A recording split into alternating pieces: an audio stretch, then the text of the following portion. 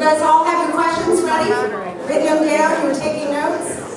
What we're going to do first of all is, does anyone have any questions for the actual cast on what it was like to play a juror? How was working on stage and stuff? I'm not too I don't know, I'm nervous when I talk in front of a lot of people, but how does it feel when you guys are all on stage and everyone's giggling and everything? How do you guys keep your composure? Rehearse. How do you know we were giggling? We've done this, we've run this show over so many times, we almost know in the impromptu scenes what we're going to say. At one point, Mike and I are up here at the window while something else is going on. I got to kill time before I make a move, and so we have a conversation that goes on every night, and it's always a little different, but it's always the same. It has nothing to do with the play. There's also something very liberating, I think, in like, if I were to have to speak in front of an audience just as myself, like, for whatever reason, that to me is a lot more nerve-wracking than coming out here and pretending to be somebody else and saying things that I wouldn't always say. Personally, I thought the kid was guilty the whole time.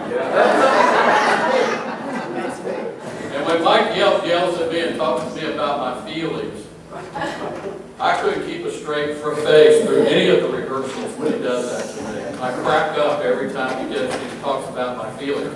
And I was really scared to death that when I did the first show, that I was going to crack up when he does it. It's really good. That just knocked me out every time he does that. We've run this show maybe 40 times, you know, from the first reading till tonight. 40, 50? Somebody give me a number. And so we should know what we're doing. Right. You know, it should be very hard to throw us off, even if we're doing something else. Well, But it's just practice.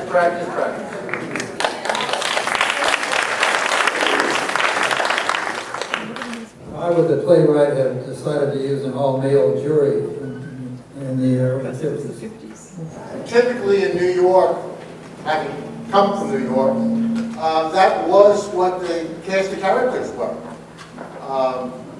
It was all white males that were on juries. There were very few females that were picked. And if they were picked, they would never have been picked for a murder trial. Although the playwright has since done two different versions where he can do it with an all-female cast, 12 angry women, or a mixed cast, which is 12 jurors. But if we did 12 angry women, they wouldn't know it was a court case. They would just think we were all married. Right?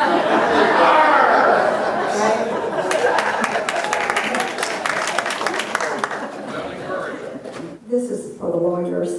Is it normal to have a voice vote when you first come into the jury room?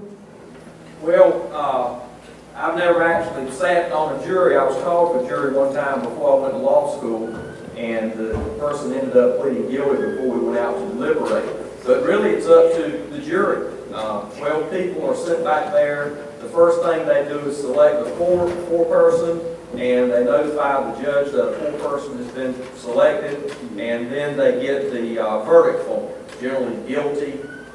For instance, in a murder case, it might be guilty of first-degree murder, guilty of second-degree murder, or not guilty. And then beyond that, there's no set of rules in terms of how they're to proceed.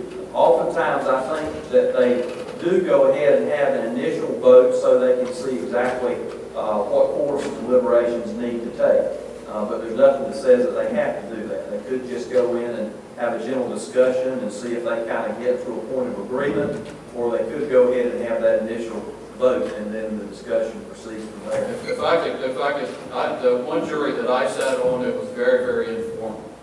So we had a voice vote, and then we discussed what our intentions were, but it was very, very informal. And I served on a jury once, and it was very informal. I mean, it was we go in the jury room, select the four-person, and then we sort of had an informal vote, and if anybody had any questions, we worked from there.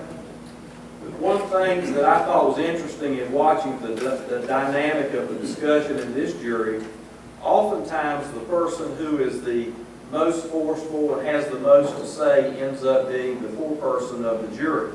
And that's the one who kind of leads the discussion. And in observing the deliberations here, the foreperson didn't talk a whole lot. I mean, he took the votes and the counts, but the other members of the jury spoke up a lot. And I think in the jury process, when you go back to deliberate, it's important for all members of the jury to not let one or two people, whether it's the foreperson or one or two others, dominate the whole discussion. That's one of the big things that we look for in jury selection. We try to identify folks who we believe will be confident and assured of themselves and will listen to all the evidence and to go back and speak their opinion. We don't necessarily want somebody who's just going to follow somebody else, because you don't know who the leader is going to end up being. And you don't want them to necessarily follow the person who's going to vote not guilty, or necessarily to follow the person who's going to vote guilty. You want people who will listen to all the evidence, to form an opinion, use common sense to form that opinion, and then to go back in the jury room and to feel free to voice their opinion. On the defense end, I maybe do a jury selection a little bit different. I mean, I don't mind having a bunch of followers on the jury. If I'm satisfied that the stronger personalities are more inclined to vote for the defense. I mean, I try to figure who the strong personalities are, and it's really inexact to kind of get a feel for which way, before they hear the evidence, I think they might be likely to go. And if the stronger people satisfy me, I don't care who else is on the jury, but you know, you never know what's going to happen when you have a jury. I don't know if any of y'all know Charlie Turner or not. Charlie used to practice criminal law here. Charlie never had a client that he thought was guilty. And so we were trying a case, and he's in the jury pool, and he gets picked on the jury. And I knew good and well it was no way I was going to lose, because Charlie had never seen a guilty person. And the Craven County Courthouse had the judge, say, sitting where Scott is, and the witness beside him in the jury room. It's a little teeny room kind of off to the left, and you can hear the jurors outside the room. I mean, you can't really hear what they're saying, but you can hear the ebb and flow of voices. And people were talking in there, and you kept hearing Charlie's voice go up, everybody else. Whoa! And just, you know, like a bunch of dogs running. The dog hit the high notes, and I knew that was Charlie Turner in there fighting for me. Well, the jury came out, it was a hung jury, 11-1, and Charlie was holding out for a guilty verdict the whole time. So sometimes the hunches are just wrong. Recently lost a case to Josh, and I had a similar situation in trying to prosecute a murder case about 2 years ago. And the jury selection process in North Carolina is, you know, you'll have the jury pools. They'll come out and sit in the courtroom similar to this, maybe 100, 120 people, and then they pull 12 people up, randomly selected, and then the prosecutor will go through and ask questions in jury selection. And then you pass on jurors. You have an opportunity to have some excused, either for peremptory challenge or challenge for cause. And then once you select the ones you're comfortable with, then it goes over to the defense attorney, and they can do the same thing. But I was prosecuting a first-degree murder case, and won't name the case or defender or anything, but in that particular case, one of the people called up, I believe she was in either in the first or second group of folks called up for jury selection. Going through the process, it became apparent through what she told us was one of the questions we asked is, have you or your family ever been the victim of a crime? And come to find out, her sister had been the victim of a homicide, and it was an unsolved case that had happened a year or two prior, but her sister was the victim in that homicide case. So I immediately decided I was going to keep her, because I knew the defendant would have to then use one of their 6 challenges to take her off. So I kept her, got over to the defendant's side, and after they asked questions, they ended up keeping her. And I couldn't believe it. I just couldn't believe it. And after the trial, or one of the breaks, I asked the defense attorney why they decided to do that. And this lady worked at a radio station, and the defendant was kind of a music artist in in the raft and so forth, and he thought that he would have some kind, or she would have some kind of connection with him since they had a common interest in music. And that's why they ended up keeping this person whose sister had recently been a homicide victim. We go ahead and try the case. The jury's out for about a day and a half, and at the end of the trial, I come to find out that she was the one holdout for guilty. Everybody else had voted for guilty, and you can find out all this after the trial because jurors can come to you and talk to you and tell you all about their deliberations after the trial is completed. But she was the one holdout. And it was a case where the defendant was alleging that he shot the victim in self-defense. The defendant claimed that he was a driver of a car, was driving through a parking lot at a local club, and that when he drove up, he saw the victim pull his shirt up to reach in to get a gun. And when he did that, he then shot at the victim 3 times with a shotgun, shooting slugs, hit him in the shoulder, the mid area, and the knee. And the one thing that that one holdout, the lady I'm telling you about, came back out, and they had one question and wanted to come back and see a piece of evidence, was the shirt. And what she wanted to see was whether there was a slug through the shirt, because it was a long shirt. If there was a slug through the shirt, in her mind, that meant that the victim really didn't pull up his shirt to get out a gun, that he was just there and unarmed, as he actually really was, unarmed, and there would be a slug through the shirt. Sure enough, came back and there was a slug through the shirt. But just to show that you never know what a jury is going to do, during that day and a half course of deliberations, we were trying to get out the first-degree murder. It became apparent that we may not reach a unanimous verdict, so I offered to let him plead guilty to second-degree murder, and he declined that offer. About 10 minutes after he declined that offer, that's when the jury came back out. The lady wanted to see the shirt. She saw what she needed to see. They went back out in the jury room, came back 10 minutes later, and found the guy guilty of first-degree murder. So it just goes to say what Josh was telling you about the defense lawyer who was on a jury. I don't care what kind of, people say you hire jury consultants and you can predict what they're going to do. You can't predict what they're going to do. It's just a chance. You just do the best you can during the course of jury selection.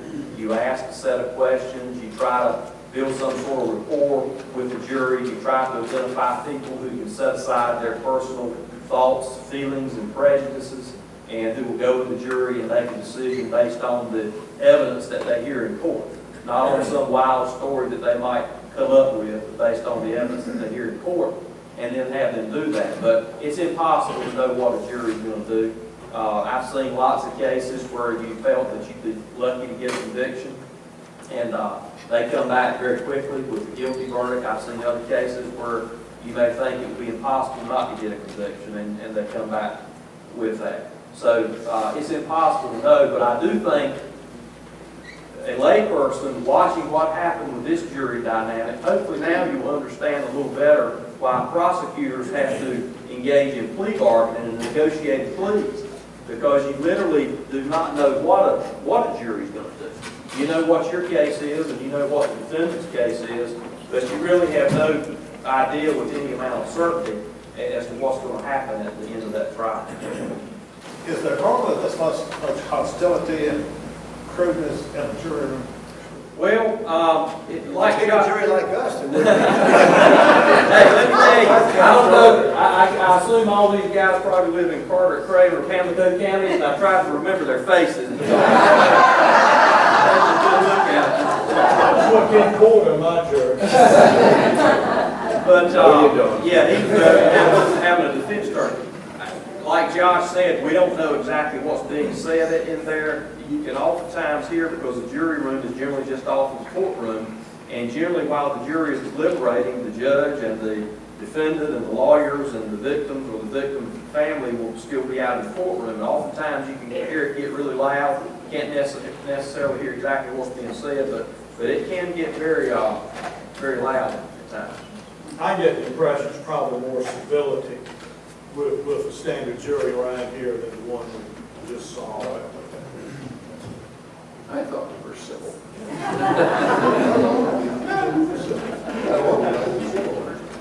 How common is a hung jury? Is that a common occurrence or an uncommon occurrence?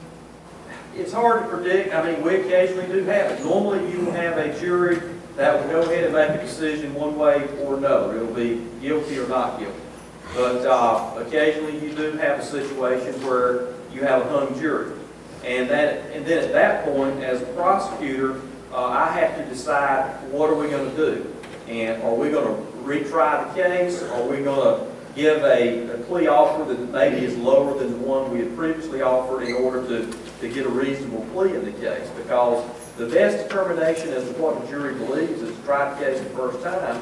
And if you can't prove it beyond a reasonable doubt to 12 folks, then that kind of lets you know you might have a problem doing that next time. The other thing I try to do in terms of making that determination as to how to proceed with the case is to find out what the vote was in the jury. And again, you can find all this out after they finish deliberations, because normally one or more of the jurors will speak with you, especially one who may have been wanted to find a guilty versus somebody not guilty. But for instance, if it's 10 guilty, 2 not guilty, a hung jury, that tells you you're not going to offer too much more. Go ahead and retry the case. If it's 6-6, or maybe if only 3 voted for guilty and the other 9 were for not guilty, that lets you know you may need to reevaluate your case and acknowledge that maybe it was not as strong as you thought it was.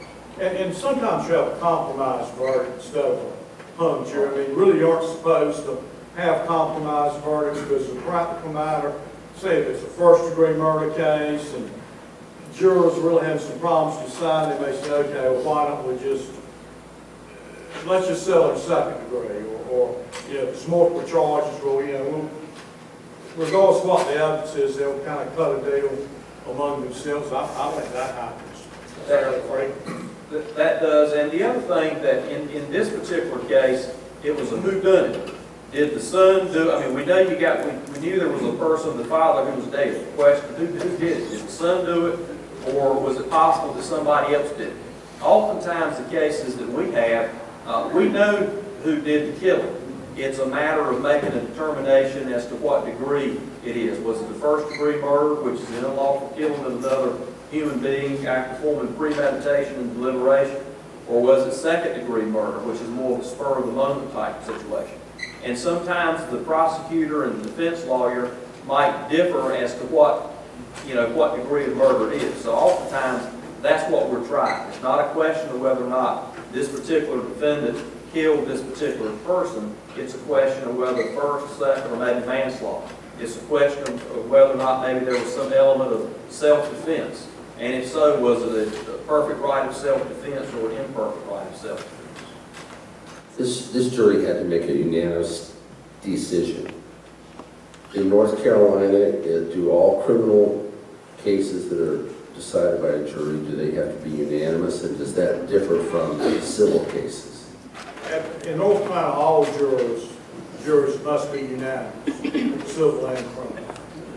And sometimes in a civil case, what we'll do is it's ordinarily 12 people in the jury. If it's lengthy trial, they may pick a couple of alternates in case somebody gets sick or whatever. But in civil cases, what we'll do a lot of times, instead of picking alternates, maybe agree that under unanimous verdict of up to 10 jurors. So, in other words, if a couple of people, if you lose them during the trial, you can still get the verdict. It must be unanimous. But the biggest difference between a criminal case and a civil case is the burden of proof. In a criminal case, you have to convince 12 people beyond a reasonable doubt. In a civil case, I don't do civil, but preponderance of the evidence is that which is just a more likely than not 50% kind of +1 versus beyond a reasonable doubt. And I don't know if any of you have ever tried to convince one person of anything beyond a reasonable doubt.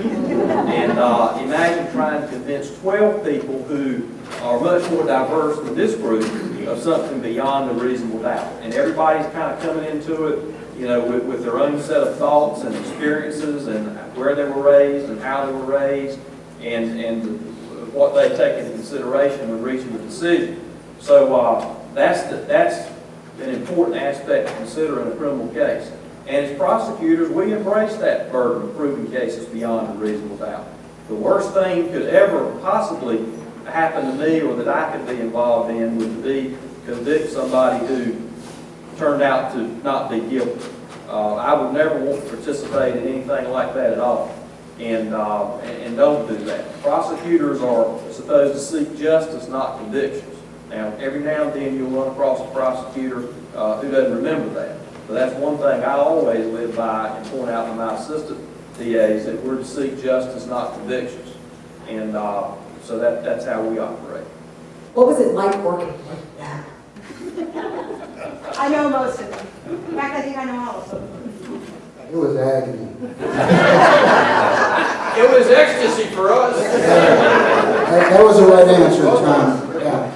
I want another roll. No, they're a great bunch of guys and a great bunch of actors, and I think you'll all agree that they were totally immersed in their individual characters. The playwright gave us a character description of each character in the beginning of the script, but beyond that, it was up to these guys to really develop a complete character. For instance, you'll notice during the course of the play that names are never used, only juror numbers. So we don't even know what these guys' names were.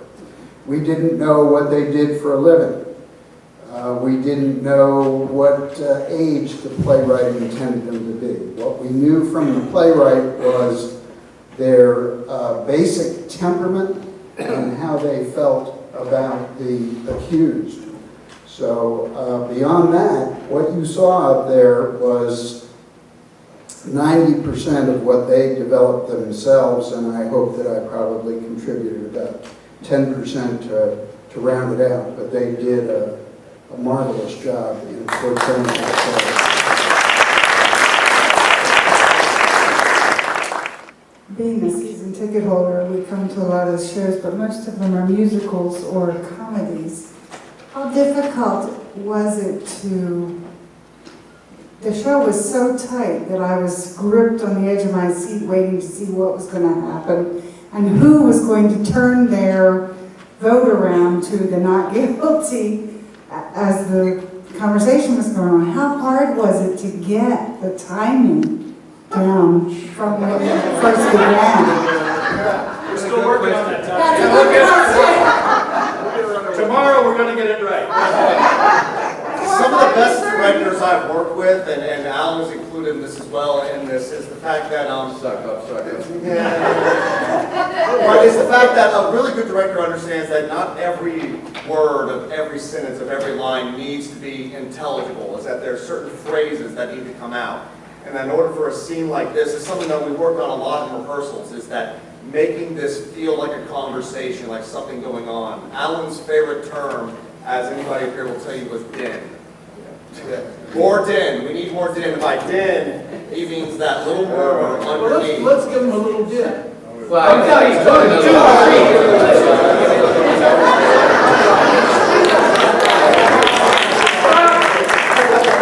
And there's your comedy. We also sing. I think one of the things that's really the development of the characters and what you see happening in the timing is it's learning the lines is really kind of only part of it. And when we learn the lines well enough that we can start ad-libbing and start putting in the extra stuff, that's what really transitions, I think, into such a flowing and natural sounding event up here on stage. Because a lot of what we're doing, there's an awful lot of ad-libbing going on. And that we hid that from Alan until we actually went on stage and started doing the show. Then it's too late. And it's too late for the show. But now I think that is kind of what makes a lot of the timing and what happens up here so convincing is the ad-libbing along with the lines that the writer and the author has put in there. So. And on that note, juries, you are dismissed. Get out of your seats.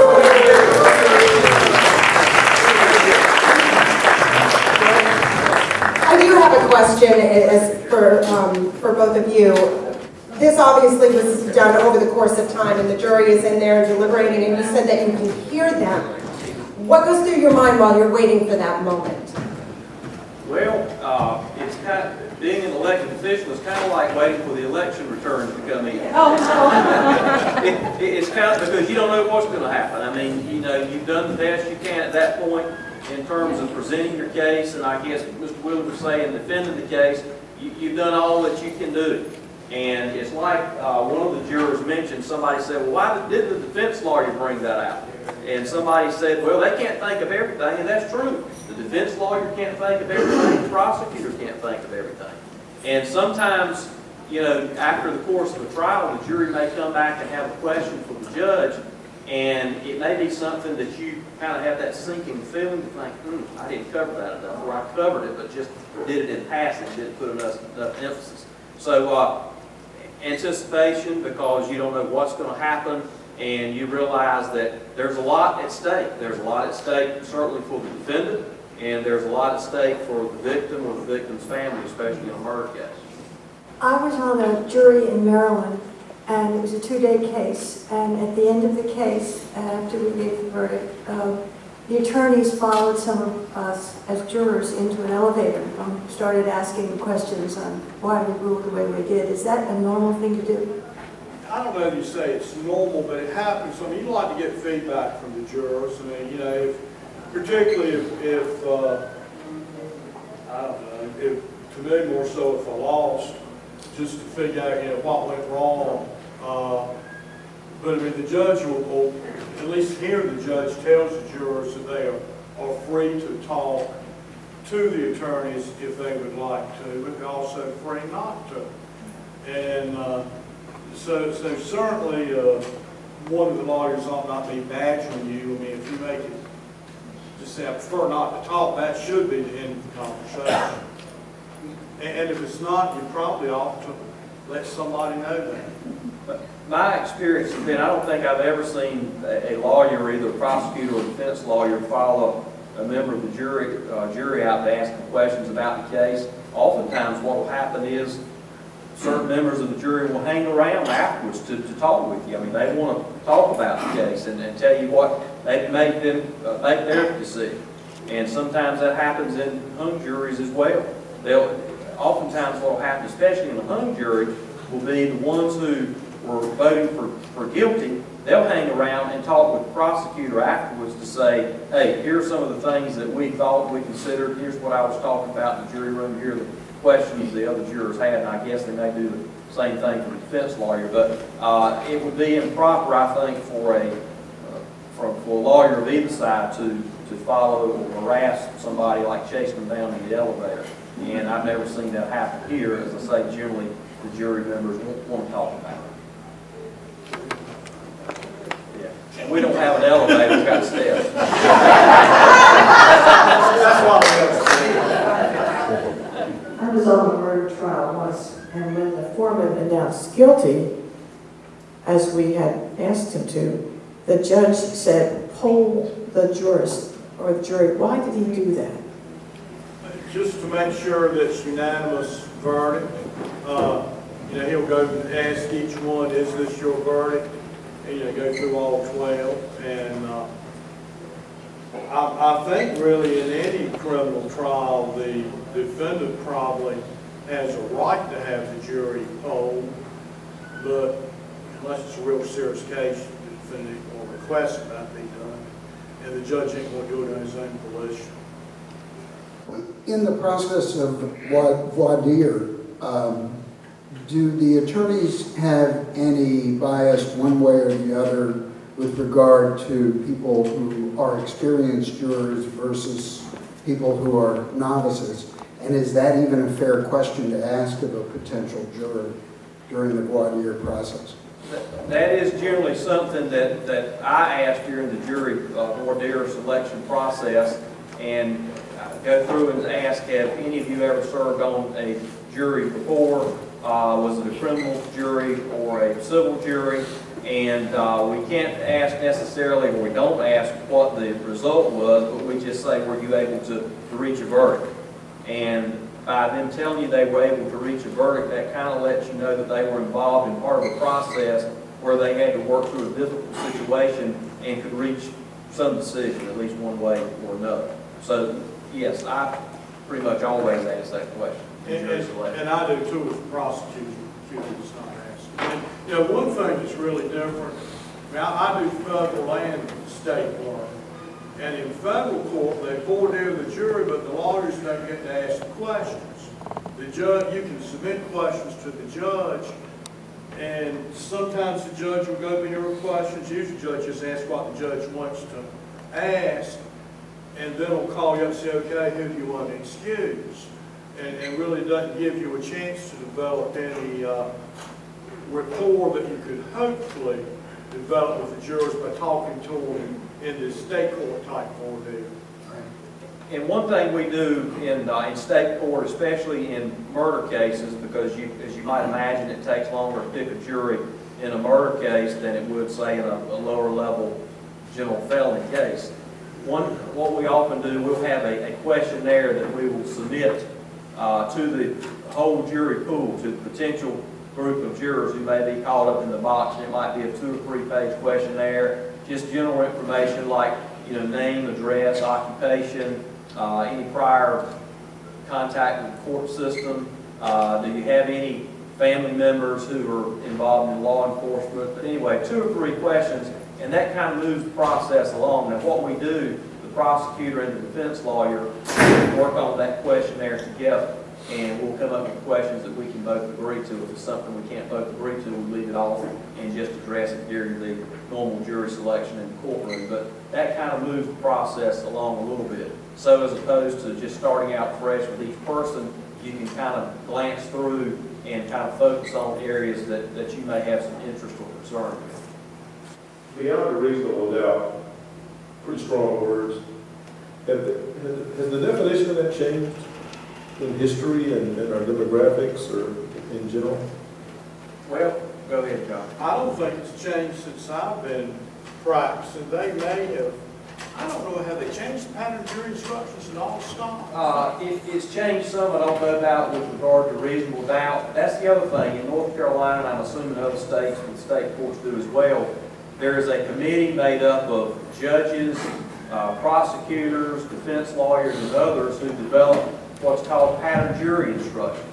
So when you hear or see the judge in a trial explaining the court process or reasonable doubt, it's not something the judge is just kind of winging or making up. They're actually required to go through and read that word for word. And in fact, if they don't, that could be a grounds of appeal, and the case could be, a conviction could be reversed and sent back for retrial. So we do have pattern jury instructions. And I don't have the full instruction on reasonable doubt memorized because it's about a page or so, but some of the things they talk about are being entirely convinced and fully satisfied.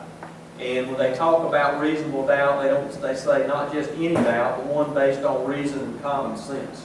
And the thing that I try to leave, because it all turns out, even for lawyers, and I know for lay people who are serving on the jury, when the judge, just before they go back, reads about 30 minutes worth of, legal mumbo jumbo, it all kind of bleeds together.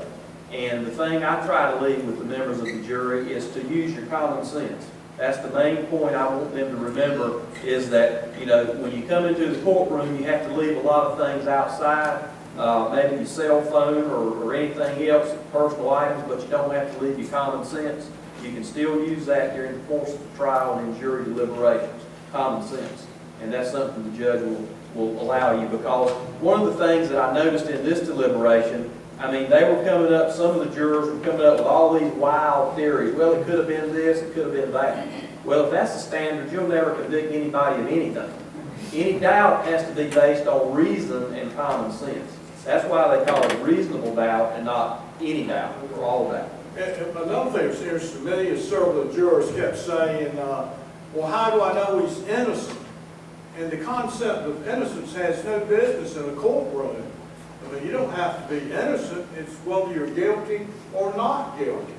And that's one thing I would stress to the jury. And I'm like Scott in that I encourage them to use their common sense. I guess we differ on where the common sense might lead. That's true. And like Josh just mentioned, oftentimes when people see that somebody has been found not guilty, that doesn't mean they've been found innocent.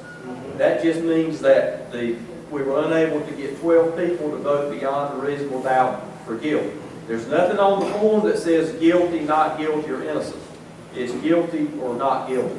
So that's kind of a play on words and legal terms, and the bottom line is they're still not convicted, whether they're found not guilty or innocent, whatever the jury wants to call it.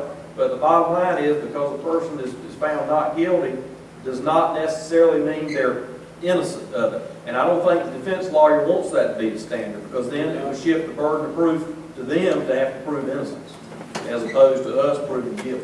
And one thing, one of the jurors did apparently was go home during the trial and do some investigation.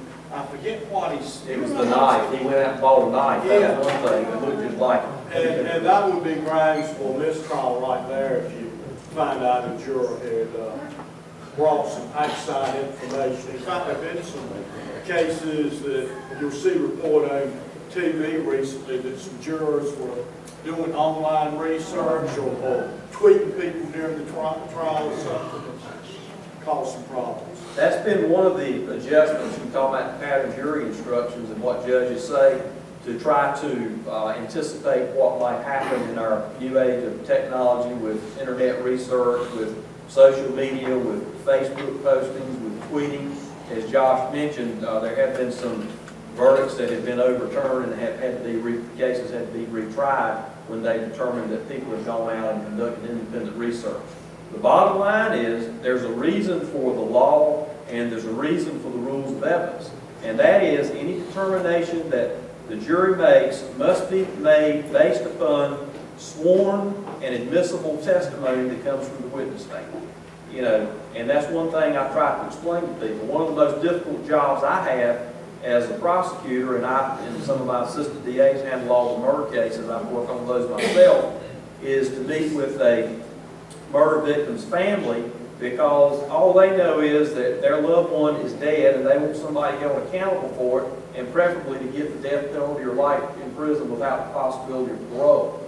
And they're making decisions oftentimes based upon feelings and emotions and thoughts and what they're hearing out on the street about the case. And what I have to show them is I may feel that way too, but in terms of being a prosecutor, I have to make decisions based on the facts, the law, the rules of evidence, and what we can actually prove in court that has to go through the filter of the law and through the rules of evidence. Because oftentimes people say, well, so-and-so said so-and-so, or I heard this, or I think this, or I feel that. Unfortunately for them, and for me as a prosecutor, a lot of that is irrelevant. And decisions have to be made based upon admissible evidence for sworn testimony from the witness stand. So the first question I have for you gentlemen is I'm assuming that you have to do multiple cases simultaneously. How do you know how much time you spend on one case is enough to move on to the next case? Well, you know, you never know until it's over with, and then it's too late to do much about it. Well, and oftentimes, especially in murder cases, I mean, we approach murder cases as if they're all going to be for trial, because we don't know until a guilty plea is entered whether it's going to be for trial. So in terms of the investigation and the preparation and the analysis of the evidence, we approach every case as if it's going to be for trial. And oftentimes during the course of that, we as prosecutors determine, hey, our case is better than we thought it was, or sometimes we may determine our case is not quite as good as we thought it was in terms of what we can prove in court. And then that helps guide us in terms of what a reasonable plea offer should be and whether we should accept a guilty plea to a particular charge or have the case tried and let the jury make that determination. Okay, the second question I had is, what's the significance of 12? I mean, we keep making reference to 12. Is there any significance to putting 12 people on the jury? I don't know that there's, Josh has got a few years on me here, but I don't know that there's necessarily any significance to 12. And in fact, I think maybe in some of the states they may use fewer than 12. I think in Florida they use 6. Is that right? Somebody from Florida? In North Carolina, as far as I know, it's always been 12, and I don't know why that started or when it started. You know, how was the rationale behind it or not?